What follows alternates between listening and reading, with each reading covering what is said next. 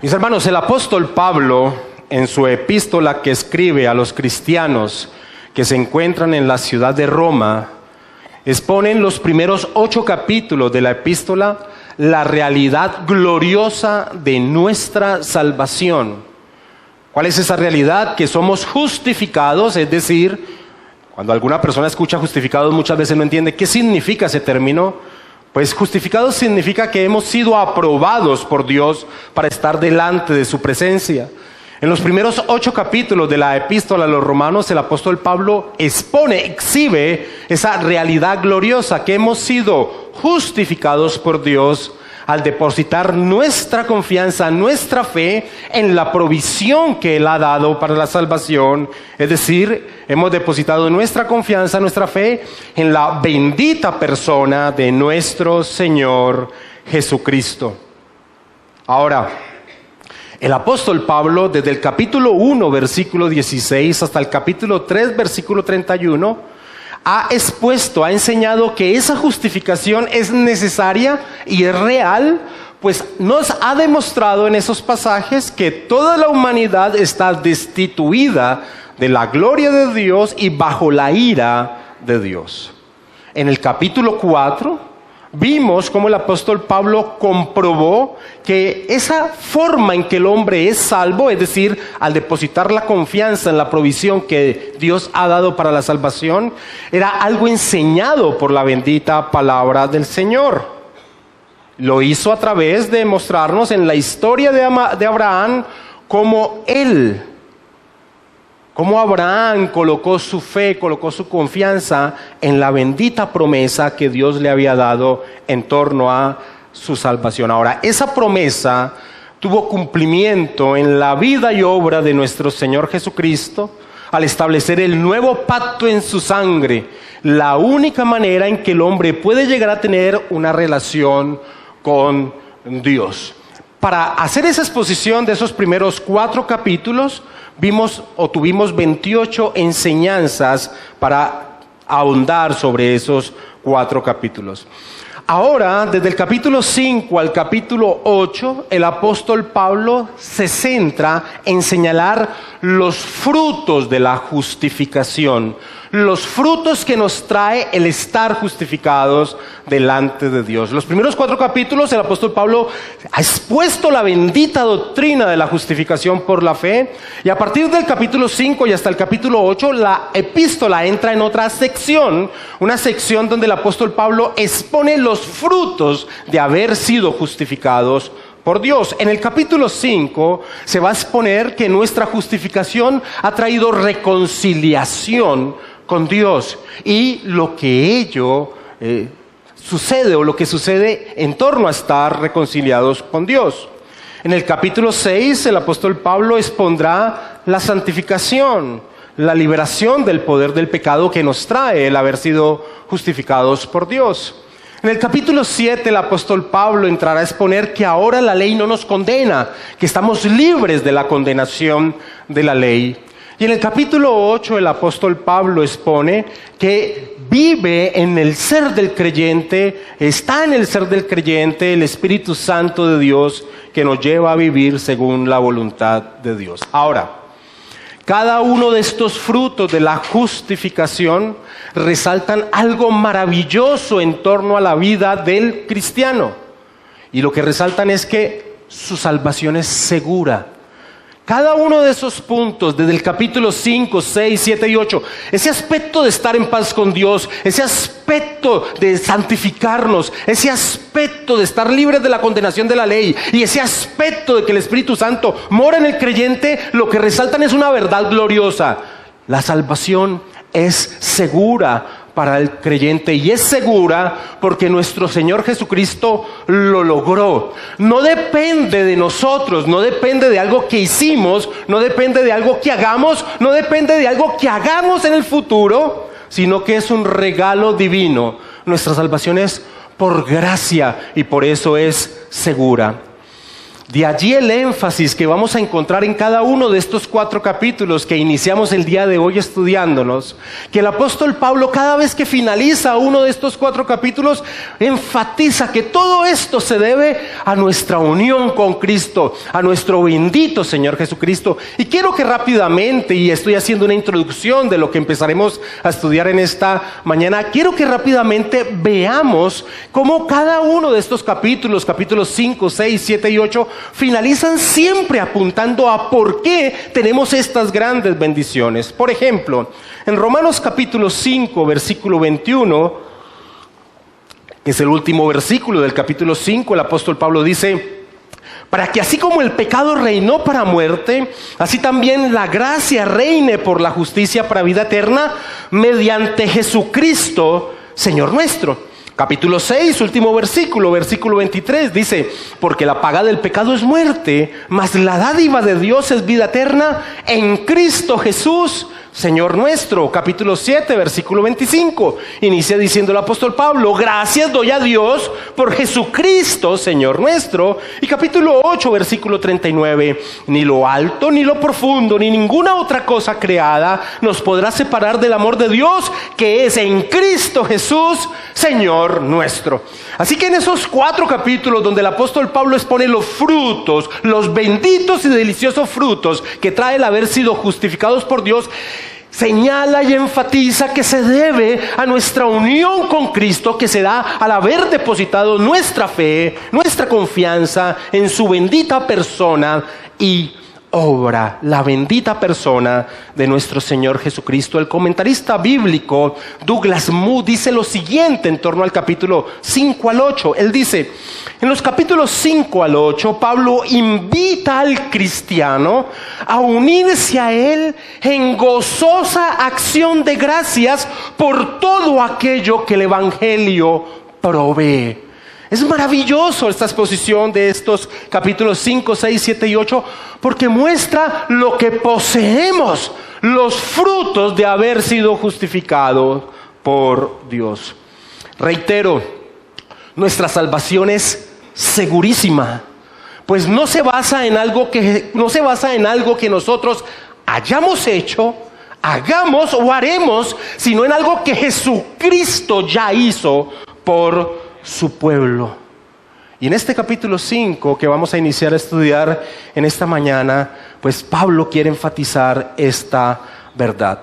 En este mes de enero, en torno al estudio de este capítulo 5 de la Epístola a los Romanos, abarcaremos los 11 primeros versículos. Los primeros 11 versículos del capítulo 5. Eso es lo que abarcaremos en estos 4 domingos de la predicación del mes de enero. Ahora, estos primeros 11 versículos del capítulo 5 se centran en las bendiciones que trae en estar en paz con Dios. En eso se centran estos primeros 11 versículos que quiero que leamos. Leamos, por favor, lo que vamos a abarcar en este mes de enero en torno a la exposición de la Epístola a los Romanos. Justificados pues por la fe, tenemos paz para con Dios por medio de nuestro Señor Jesucristo, por quien también tenemos entrada por la fe a esta gracia en la cual estamos firmes y nos gloriamos en la esperanza de la gloria de Dios. Y no solo esto, sino que también nos gloriamos en las tribulaciones, sabiendo que la tribulación produce paciencia, y la paciencia prueba, y la prueba esperanza, y la esperanza no avergüenza, porque el amor de Dios ha sido derramado en nuestros corazones por el Espíritu Santo que nos fue dado. Porque Cristo, cuando aún éramos débiles, a su tiempo murió por los impíos. Ciertamente apenas morirá alguno por un justo, con todo pudiera ser que alguno osara morir por el bueno. Mas Dios muestra su amor para con nosotros, en que siendo aún pecadores, Cristo murió por nosotros. Pues mucho más, estando ya justificados en su sangre, por él seremos salvos de la ira. Porque si siendo enemigos fuimos reconciliados con Dios por la muerte de su Hijo, mucho más, estando reconciliados, seremos salvos por su vida. Y no solo esto, sino que también nos gloriamos en Dios por el Señor nuestro Jesucristo, por quien hemos recibido ahora la reconciliación. Ahora, que estos 11 versículos son una unidad de pensamiento es muy claro en el griego, porque en el griego todos estos 11 versículos es una sola oración. Lutero llamaba al capítulo 5 de la epístola a los Romanos el capítulo triunfante, que expone la realidad del cristiano. Mis hermanos, una realidad que no depende de nuestra percepción o de nuestros sentimientos. Voy a volver a repetir eso. Lutero llamaba al capítulo 5 el capítulo triunfante que expone la realidad del cristiano. Cierro la cita de Lutero. Ahora digo yo, una realidad que no depende de lo que tú percibas o sientas. Mis hermanos, en la bendita sabiduría de Dios que Dios le dio al apóstol Pablo, guiado por el Santo Espíritu de Dios, inspirándolo para escribir la epístola a los Romanos, exponer la seguridad de la salvación como hace Pablo en este capítulo 5 que vamos a empezar a estudiar en esta mañana, antes de entrar a exponer nuestra santificación, que será lo que entre a exponer en el capítulo 6, es fundamental. En la bendita sabiduría de Dios, que Pablo exponga en el capítulo 5 la seguridad de la salvación, antes de entrar a exponer la santificación del cristiano, es fundamental. Pues uno de los aspectos donde trabaja con más persistencia Satanás en la mente, en la vida del creyente, como engañador y mentiroso y asesino que es Satanás, es que se centra en atacar la seguridad del creyente en torno a su salvación. Es común encontrarse con creyentes preguntándose la siguiente: ¿seré que seré salvo? ¿Sí seré salvo? Veo tantas inconsistencias en mi vida. ¿Será que cuando esté en presencia de Dios seré digno de estar ante Él? ¿Será que seré digno de entrar en su gloria? No es casualidad, mis hermanos, que cuando el apóstol Pablo se refiere al tema de la guerra espiritual en sus epístolas, uno de los aspectos fundamentales que le diga Pablo al cristiano que debe tener en cuenta en su vida para enfrentar esa guerra contra Satanás y los demonios, es que tenga siempre presente en su mente su seguridad de su salvación. Por ejemplo, en el conocido capítulo 6 de Efesios, que es más, estamos estudiando en este momento en la exposición a los Efesios, en el versículo 17, hablando de la conocida armadura de Dios, cómo el creyente se prepara para afrontar esa guerra espiritual, el apóstol Pablo le dice que el creyente debe tomar el yelmo de la salvación. En otras palabras, o como dice Palabra de Dios para Todos, utilicen la salvación como un casco protector. Podría parafrasear al apóstol Pablo de la siguiente manera: sus mentes deben ser protegidas con la seguridad de su salvación. ¡Qué fundamental es tener clara la seguridad de nuestra salvación! A los tesalonicenses Pablo les decía: pero nosotros que somos del día, seamos sobrios, habiéndonos vestido con la coraza de fe y de amor, y con la esperanza de la salvación como yelmo, como casco. Cuando el apóstol Pablo dice con la esperanza de la salvación como casco, como yelmo, debemos entender que el término esperanza en la Biblia no es como nosotros lo entendemos al día de hoy. Nosotros entendemos el término esperanza al día de hoy como algo que anhelamos, pero no estamos seguros si va a acontecer. Ese no es el significado del término en las Escrituras. Cuando las Escrituras hablan de esperanza, lo que habla es de algo que es ciertísimo, certerísimo que va a acontecer. Así que Pablo, en medio de la guerra espiritual, en sus epístolas les dice: cristianos, ustedes, para enfrentar los ataques del enemigo, ustedes deben tener totalmente claro en sus mentes que son salvos. Mis hermanos, al entender la importancia de tener la certeza de nuestra salvación, podemos llegar a ver que Satanás ha hecho una obra terrible en medio de la iglesia cristiana. Pues se encuentra uno comúnmente con algunas personas que, llamándose cristianas, no tienen seguridad en sus vidas en torno a su salvación. Dudan, y al dudar lo que hacen es menospreciar la obra perfecta de nuestro Señor Jesucristo, quien expresó hacia el final de su ministerio: consumado es. No hay nada más que hacer. Falsos maestros en la historia de la iglesia, sin duda utilizados por Satanás, han hecho que muchos piensen de esta manera. Dentro de esos falsos maestros quiero nombrar uno que para muchos, no en las iglesias reformadas, pero que en el común de las iglesias es tomado como un verdadero maestro, que es Charles Finney. Charles Finney, sin lugar a dudas, fue un hombre que tergiversó la verdad del evangelio. Este hombre enseñaba lo siguiente: la justicia que Jesús logró para mi vida por su obra debe ser mantenida por nuestras obras. Sí, no dudamos que lo que Jesús hizo trajo bendición a haber sido perdonados nuestros pecados pasados, pero ahora nos toca a nosotros mantener esta salvación. Piensan que la salvación se recibe por fe, pero se conserva por obras. Es dada por el poder de Dios, pero es conservada por el poder del hombre. Al pensar de esa manera, roban la gloria de Dios. Y robar la gloria de Dios es el pecado más atroz que criatura alguna pueda llegar a acontecer, porque todo el universo tiene un propósito: reflejar, mostrar la bendita gloria de Dios.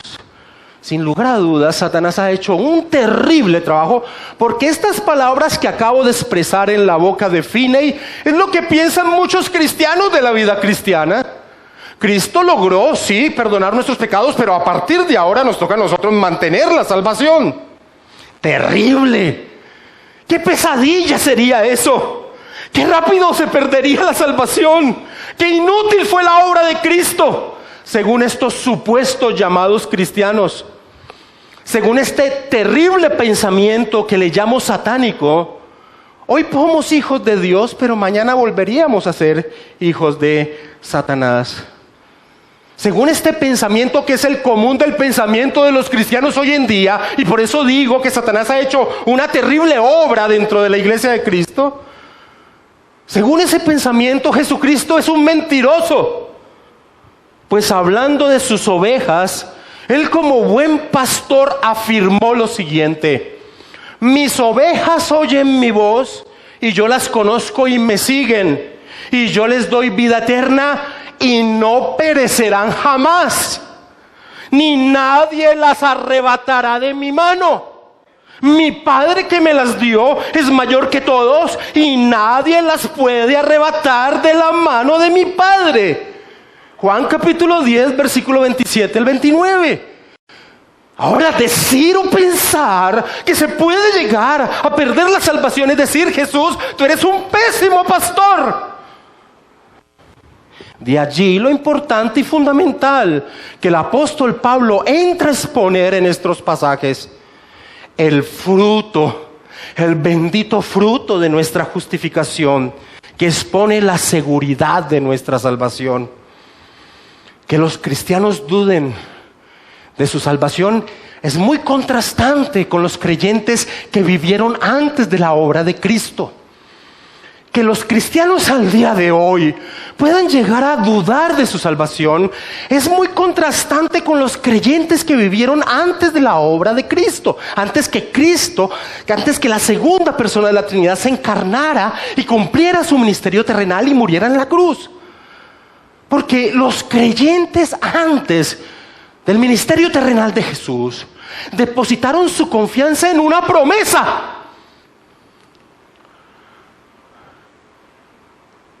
Nosotros depositamos nuestra fe en un pacto ya establecido, en un evento histórico registrado, y ellos no dudaron. Qué terrible es que el creyente al día de hoy dude. Pablo ha expuesto este contraste de una forma u otra. Acompáñame a Romanos 4, que ya lo estudiamos, y leamos el versículo 20 y 21. Hablando de Abraham, Pablo dice lo siguiente, Romanos 4:20, tampoco dudó por incredulidad de la promesa de Dios, sino que se fortaleció en fe, dando gloria a Dios, plenamente convencido de que era también poderoso para hacer todo lo que había prometido. Todo lo que había prometido. Ahora nosotros vivimos en un momento dentro del plan de redención mucho más poderoso. Una obra realizada ya en la cruz, lo que para ellos era una promesa, para nosotros fue un evento ya histórico, y con la habitación plena del Espíritu Santo en nuestro ser. Es terrible entonces el dudar acerca de la salvación. Alguna vez se cuenta que un predicador, viendo a una mujer de edad, una creyente, que a veces experimentaba algunas vacilaciones y temores, se le preguntó acerca de la seguridad de su salvación. Ahora, la respuesta de esta mujer fue maravillosa. Ella respondió de esta manera: muchas veces mis pies han temblado sobre la roca, pero nunca en mi larga vida de cristiana he visto a la roca temblar debajo de mis pies. Mis hermanos, es de allí la importancia de estos 4 capítulos que hoy empezamos a exponer, que hoy empezamos a estudiar. En la mañana de hoy estudiaremos los 2 primeros versículos del capítulo 5.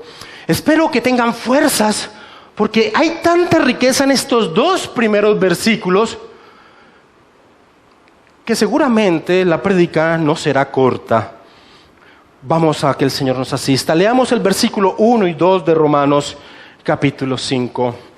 Pablo dice: justificados pues por la fe, tenemos paz para con Dios por medio de nuestro Señor Jesucristo, por quien también tenemos entrada por la fe a esta gracia en la cual estamos firmes y nos gloriamos en la esperanza de la gloria de Dios.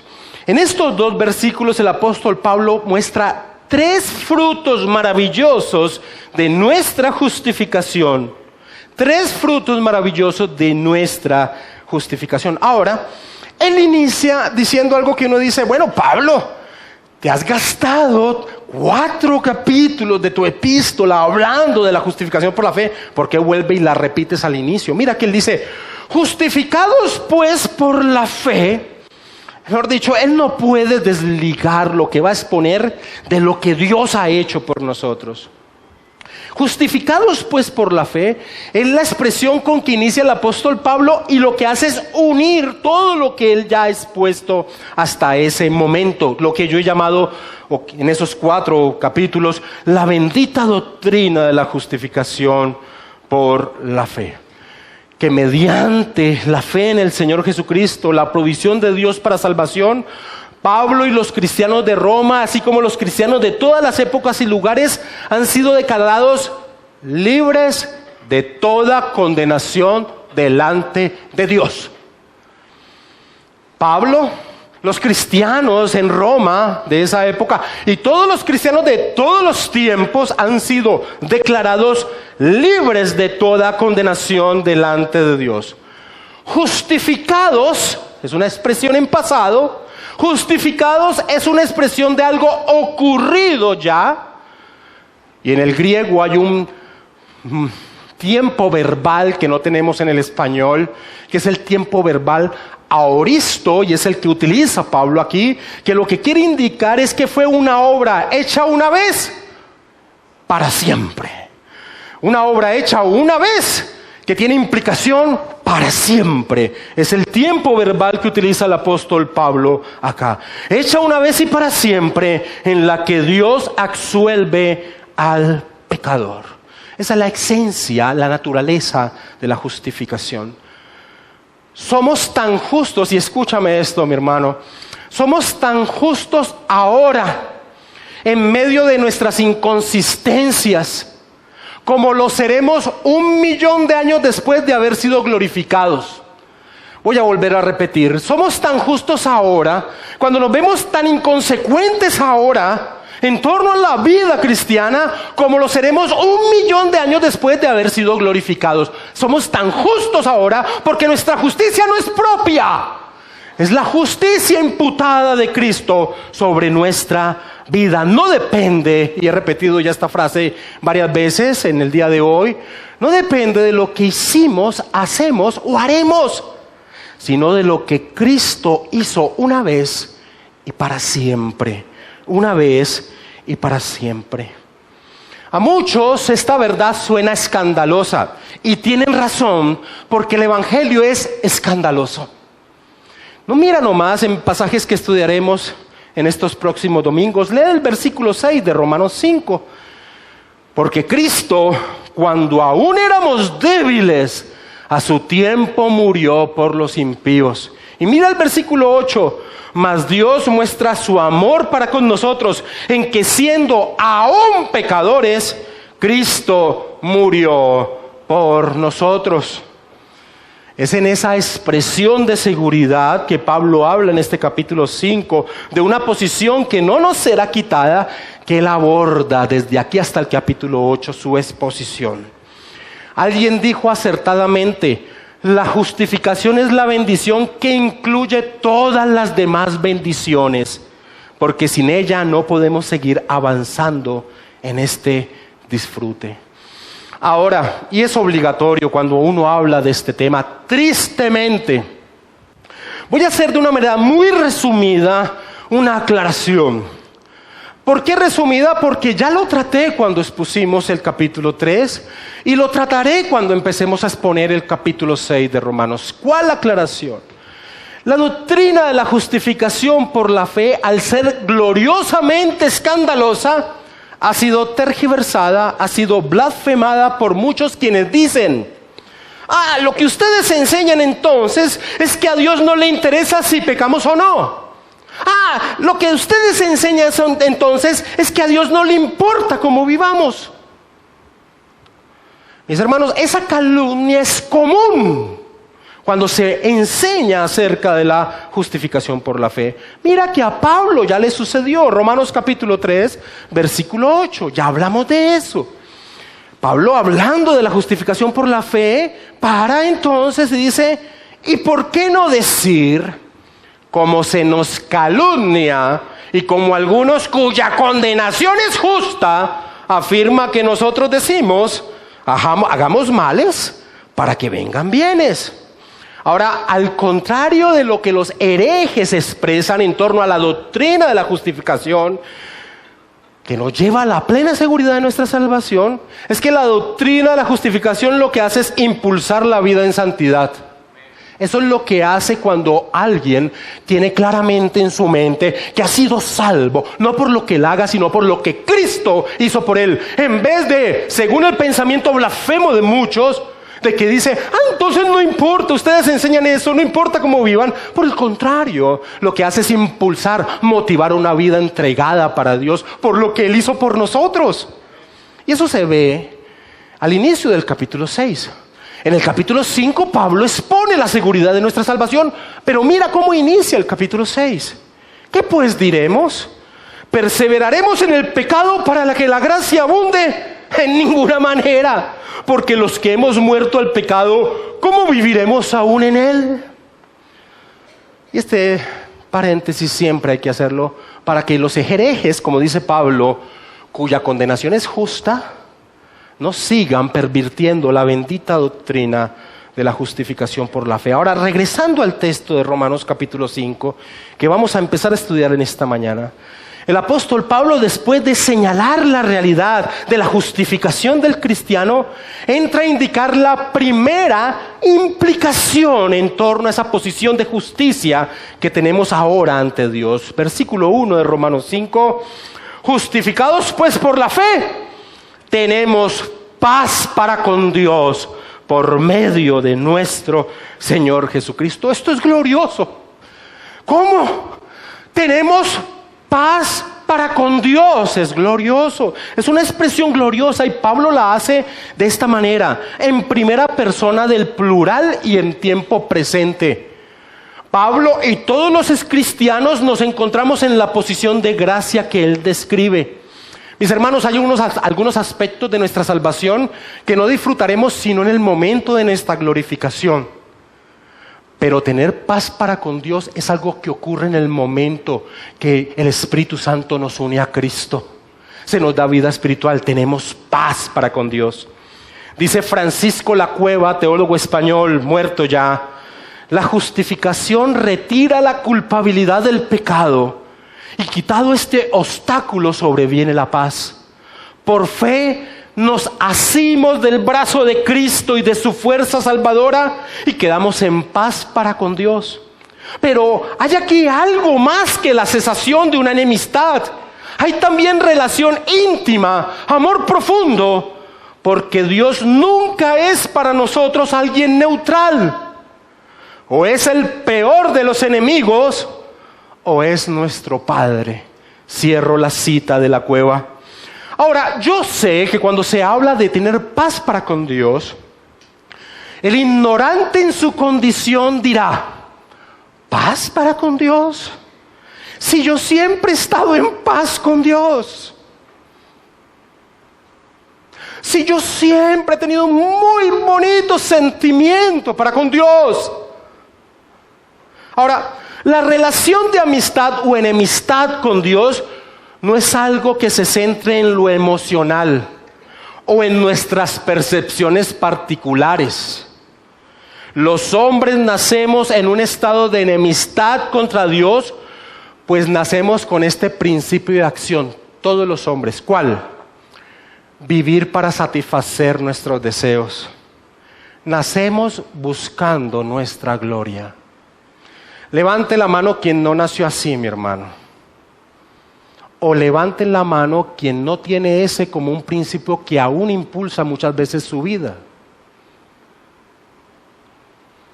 El niño pequeño se enfurece cuando algo o alguien interfiere en lo que le está proporcionando gozo y alegría. Un niño pequeño es un asesino potencial. Si el niño pequeño tuviera la capacidad física para agarrar un cuchillo, cuando un otro niño le quita un juguete, lo haría y lo acuchillaría porque le está quitando algo que está interfiriendo en el propósito de su existencia. El hombre natural es su propio Dios, a quien busca satisfacer. Ahora, el hombre natural tiene en su ser interno una conciencia de la existencia de Dios. Entonces el hombre natural, al ir desarrollándose, toma ese concepto de la existencia de Dios y lo pervierte y convierte a Dios en un objeto en pos de cumplir sus sueños. Y este es el concepto que todo hombre maneja de Dios, el hombre natural, que no ha sido regenerado por la presencia del Espíritu Santo. El hombre, al no poder negar la existencia de Dios, no existe tal cosa como ateos, lo que existe son antiteístas.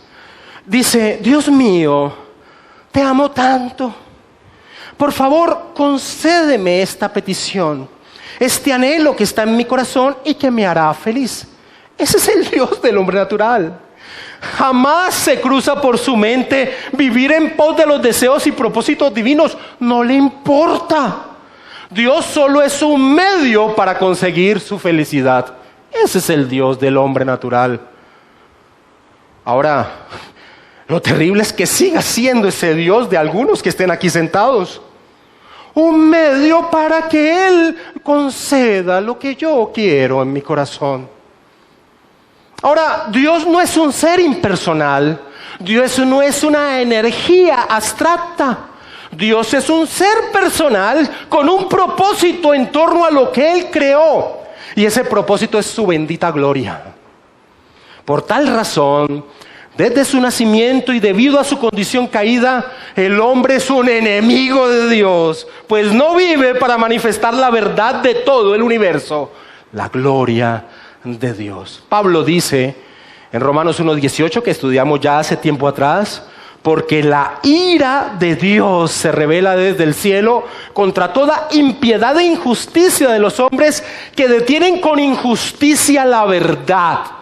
¿Cuál verdad? Que todo debe reflejar la gloria de Dios.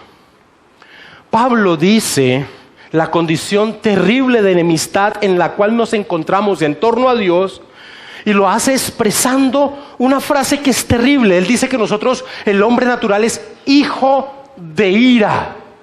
Hijo de ira. Esa es una expresión atroz. Acompáñame a Efesios 2, versículo 3, sin perder Romanos 5. Pero mira cómo Pablo desarrolla ese pensamiento en Efesios 2:3. Pablo dice, hablando primero que todo, que vivíamos bajo la voluntad de Satanás, dice, entre los cuales también, y él se incluye, porque esto involucra a toda la humanidad, entre los cuales también todos nosotros, dice Pablo, vivimos en otro tiempo. ¿En qué? ¿Cuál era el derrotero de la vida, Pablo, del hombre natural? ¿Cuál es?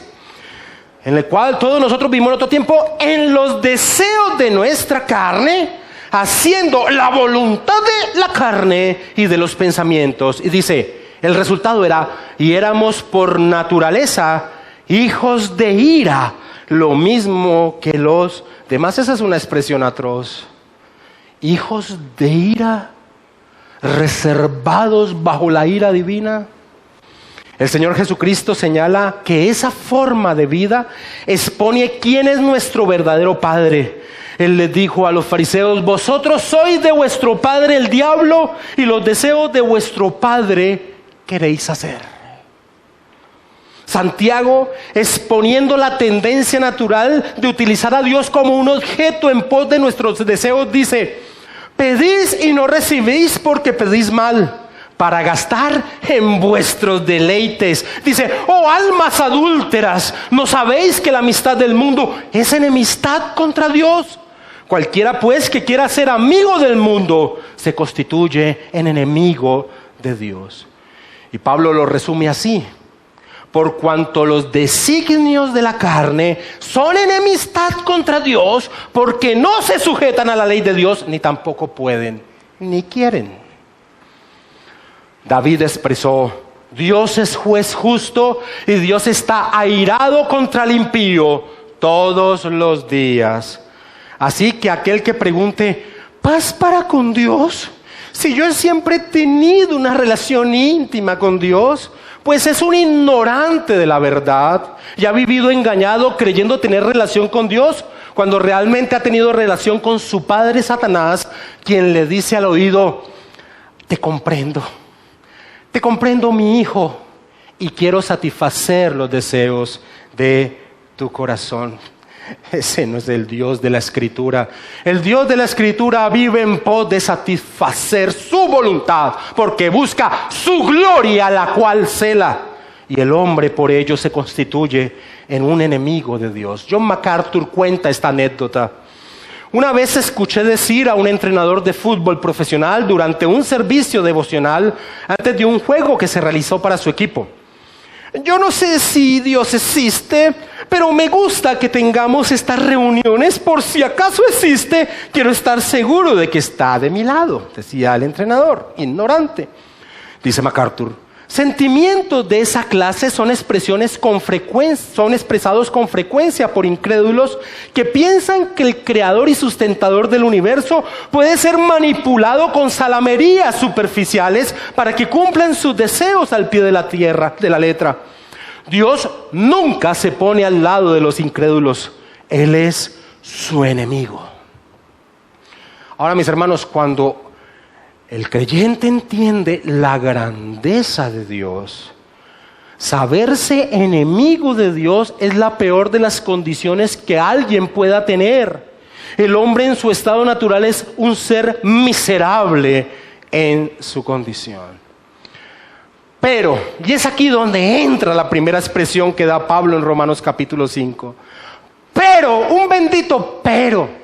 Pero nuestro Señor Jesucristo, por su obra, nos ha reconciliado con Dios. El primer fruto de la justificación que Pablo expone. Jesús tomó la ira de Dios que nosotros deberíamos vivir y la recibió a plenitud en la cruz.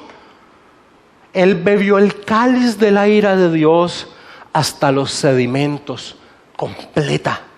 El profeta Isaías llegó a profetizar de esto, diciendo: así dijo Jehová tu Señor y tu Dios, el cual aboca por su pueblo: he aquí he quitado de tu mano el cáliz del aturdimiento, los sedimentos del cáliz de mi ira, nunca más lo beberás. Isaías 51:22. Y acompáñame a Colosenses capítulo 1, versículo 19 al 22.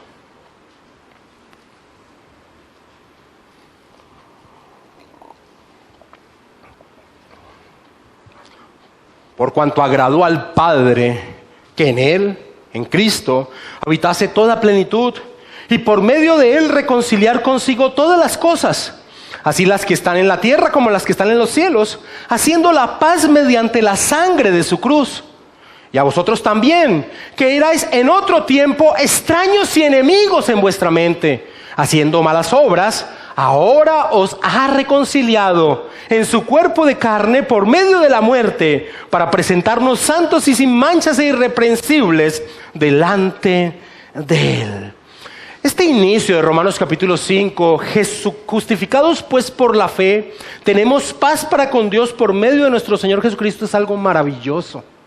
Cuando alguien entiende la condición miserable en la que se encontraba y se encuentra con este pasaje, dice: bendito sea el Señor Jesucristo, bendita sea su obra. Cristianos aquí presentes, estamos en paz para con Dios. Estamos en paz para con Dios. Así es. Así lo enseña la Escritura.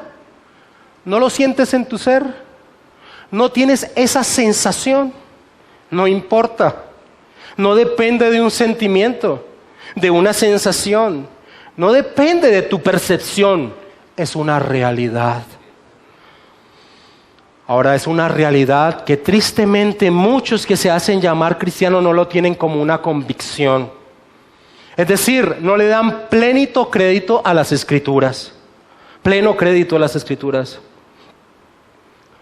Y no darle pleno crédito a las Escrituras en torno al tema de la seguridad de la salvación es no disfrutar de esta gloriosa verdad en su día a día, perdiendo la oportunidad de utilizar una de las armas más poderosas que tiene el cristiano en su peregrinaje: la seguridad de su salvación.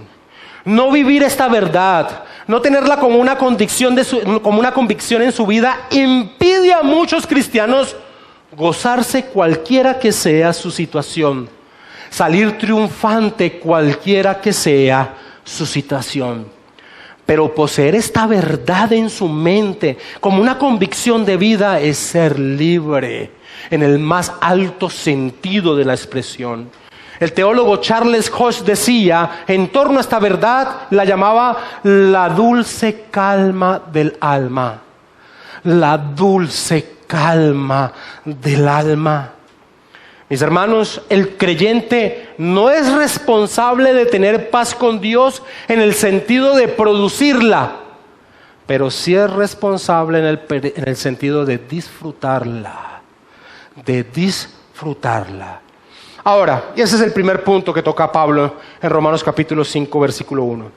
Ahora, dicho entendimiento de que estamos en paz para con Dios, trae un primer aspecto relacionado, y el apóstol Pablo lo expresa en el principio del versículo 2.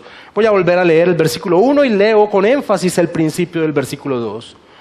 Justificados pues por la fe, tenemos paz para con Dios por medio de nuestro Señor Jesucristo, por quien también tenemos entrada por la fe a esta gracia en la cual estamos firmes. Mis hermanos, no nacimos en ese estado de poder entrar libremente a ese estado de gracia delante de la presencia de Dios. No nacimos en ese estado de esa bendita atmósfera de la gracia de Dios. Pero Pablo al inicio del versículo 2 dice que Cristo nos ha entrado, por quien tenemos también entrada. Cristo nos ha introducido. Ese es el primer significado que tiene esa palabra entrada que utiliza Pablo en el versículo 2. Es como si Pablo dijera: Jesús nos introduce a la presencia de Dios mismo, nos abre la puerta de acceso a la presencia del Rey de Reyes. Y cuando se abre esa puerta, lo que encontramos es la gracia, no condenación, ni juicio ni venganza, sino la inmerecida, la increíble amabilidad de Dios. Estar en la presencia de Dios, mis hermanos, es lo que Pablo indica. Tenemos entrada a la presencia de Dios. Esto era algo impensable para el judío y el gentil de la época. Era algo impensable, estar en la presencia de Dios. No se puede. El templo en Jerusalén así lo señalaba, nos enseñaba eso, dirían ellos. El templo en Jerusalén nos enseñaba que no podemos estar en la presencia de Dios. El gentil tenía un patio separado por un muro inmenso de los judíos y muy lejos del lugar santísimo, donde estaba representada la presencia de Dios. Y el judío mismo no podía acercarse ni por cerca al lugar santísimo. Un hombre, una vez al año, el sumo sacerdote en representación del pueblo, entraba una sola vez al año con gran incertidumbre si era aceptada su presencia. Por eso llevaba unas campanitas en su falda, para que al sentirlas y moverlas decía: todavía está vivo. Porque si no se sentían, entonces sabía que había muerto delante de la presencia de Dios. Cuando Pablo dice que ahora tenemos entrada a esa gracia, es algo maravilloso. Es algo maravilloso que el creyente no es consciente de ello. No es consciente de ello. Pero el apóstol Pablo expone que ahora estamos en paz para con Dios por medio de Jesucristo y que tenemos entrada a esa gracia. Pablo, hablándole a los gentiles de la iglesia del Asia Menor, le dice en la epístola a los Efesios: porque Cristo es nuestra paz, que de ambos pueblos hizo uno, derribando la pared intermedia de separación. Y más adelante le dice: porque por medio de él, de Jesús, los unos y los otros, judíos y gentiles, tenemos entradas por un mismo espíritu al Padre.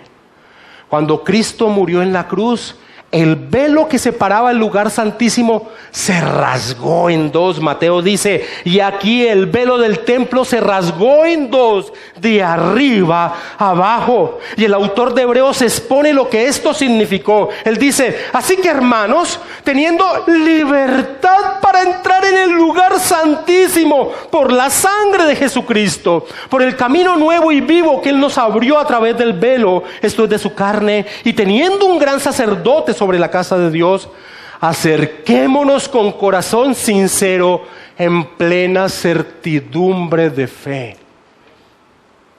Sabernos con el derecho de entrar continuamente a la presencia de Dios es algo glorioso que trajo la justificación que Cristo logró por nosotros.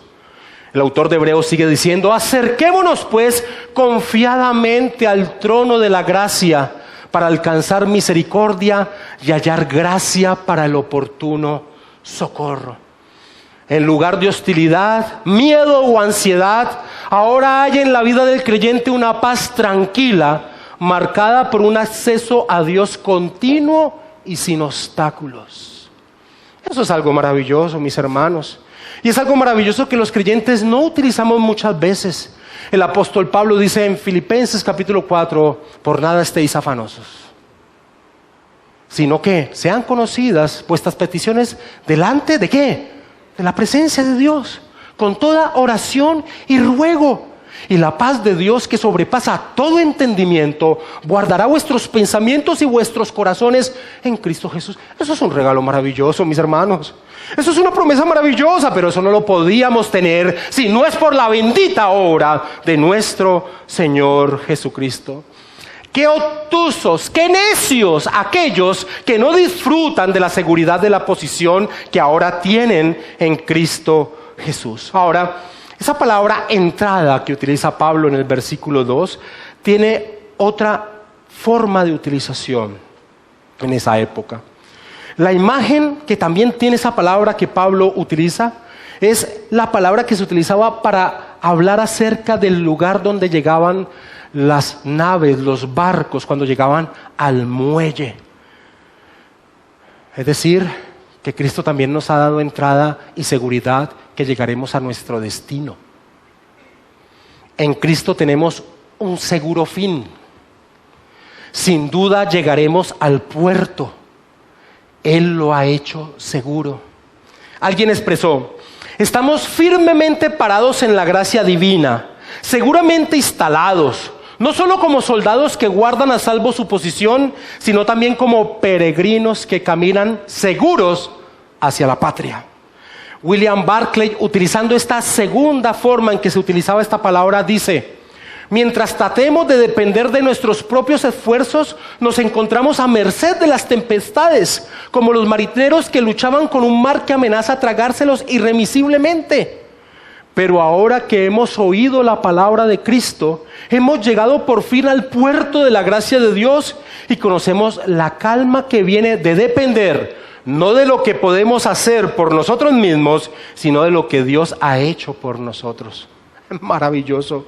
Gracias a Jesús tenemos entrada a la presencia del Rey de Reyes y al puerto de la gracia de Dios. Y es utilizando esa segunda forma que tiene esta palabra lo que nos conduce al final del versículo 2, en torno a estas expresiones del fruto que tiene nuestra justificación. Voy a leerlo completo haciendo énfasis hacia el final del versículo 2. Justificados pues por la fe, tenemos paz para con Dios por medio de nuestro Señor Jesucristo, por quien también tenemos entrada por la fe a esta gracia en la cual estamos firmes. Y nos gloriamos en la esperanza de la gloria de Dios. El apóstol Pablo no se queda con lo que Cristo ya hizo por nosotros, que nos da paz para con Dios. El apóstol Pablo no se queda con el presente de la capacidad de poder entrar a la presencia misma de Dios, a esa seguridad, sino como siempre repetitivo en las epístolas de Pablo, Pablo levanta su mirada hacia lo eterno, hacia lo que está por venir. Y él dice: y nos gloriamos en la esperanza de la gloria de Dios. Él mira hacia el lugar seguro hacia el cual se dirige. Y recuerden una vez más, la palabra esperanza no es como la utilizamos nosotros, de que ojalá acontezca, sino de ciertísimamente va a acontecer. Pablo dice: nos gloriamos, nos enorgullecemos de que estamos seguros de que estaremos en la gloria de Dios. Qué obtusos, qué necios aquellos que no disfrutan de la seguridad de la posición que ahora tienen en Cristo Jesús y de la seguridad de la salvación. Es como si dijeran: Cristo no tiene el poder de llevarnos triunfantes al final de este peregrinaje. Roma, la mal llamada Iglesia Católica Romana, tiene el siguiente terrible dogma. Dice Roma en el Concilio de Trento: si alguno dijere que tiene una certeza absoluta e infalible de seguridad de tener el don de perseverancia hasta el final, a menos que haya aprendido esto por revelación especial, sea anatema, dice Roma. Sin dudas, el evangelio que predica Roma no es el de las Escrituras, sino que su enseñanza es una enseñanza humana con el deseo de que el hombre siga en la cárcel de sus obras insuficientes, caminando hacia una condenación eterna. Pablo dice: y nos gloriamos, estamos orgullosos en nuestra esperanza, que es una cosa ciertísima, de alcanzar la gloria de Dios. Y Calvino, con la capacidad que Dios le dio, entonces en torno a esa posición de Roma, comenta lo siguiente: es increíble lo que los papistas enseñan. Si no existe en el presente un firme sentimiento y un conocimiento seguro, ni para el futuro una convicción segura e indudable de nuestra salvación, ¿dónde está aquel que puede gloriarse? ¿Del que habla Pablo? La esperanza de la gloria de Dios ha mostrado su claridad sobre nosotros por el Evangelio. Cierro la cita. Pablo dice: y nos gloriamos, estamos orgullosos en nuestra ciertísima certeza de alcanzar la gloria de Dios. Y es que la Escritura, mis hermanos, grita la seguridad de nuestra salvación. Lo grita. Así que una institución hereje como Roma, que diga lo que diga, lo que hace es estar en esclavitud a todos los que pertenecen a esa mal llamada iglesia y que confían su salvación en el acto sacramental que esa mal llamada iglesia enseña. Déjame darte, y escucha, un rápido recorrido por las Escrituras que grita la seguridad de la salvación. Pablo dice: estando persuadido de esto, segurísimo, dice Pablo, que el que comenzó en vosotros la buena obra, la perfeccionará hasta el día de Jesucristo. Eso es seguridad de la salvación. Pablo también dice: porque yo sé a quién he creído y estoy seguro que es poderoso para guardar mi depósito para aquel día. Pablo dice: ¿quién es el que condenará? Cristo es el que murió, más aún el que también resucitó, el que además está a la diestra de Dios, el que también intercede por nosotros. ¿Cuál duda? Judas dice: y aquel que es poderoso para guardarnos sin caída y presentarnos sin mancha delante de su gloria con alegría, al único y sabio Dios nuestro Salvador, sea gloria y majestad, imperio y potencia, ahora y por todos los siglos. Amén. Pedro dice: bendito el Dios y Padre de nuestro Señor Jesucristo, que según su grande misericordia nos hizo renacer para una esperanza viva por la resurrección de Jesucristo de los muertos, para una herencia incorruptible, incontaminada e inmarcesible, reservada en los cielos para vosotros, que sois guardados por el poder de Dios mediante la fe para alcanzar la salvación que está preparada para ser manifestada en el tiempo postrero. Seguridad de la salvación grita la Escritura. El autor de Hebreos dice: por lo cual puede también salvar perpetuamente a los que por él se acercan a Dios, viviendo siempre para interceder por ellos. Seguridad de la salvación, claro que sí, es la obra de Cristo, es su gloria, bendito sea el Rey de Reyes. Estamos en paz con Dios por medio de Jesucristo y estamos firmes en su gracia. A.W. Pink expresaba lo siguiente: es total y absolutamente imposible que la sentencia del juez divino llegara a revocarse o a revertirse.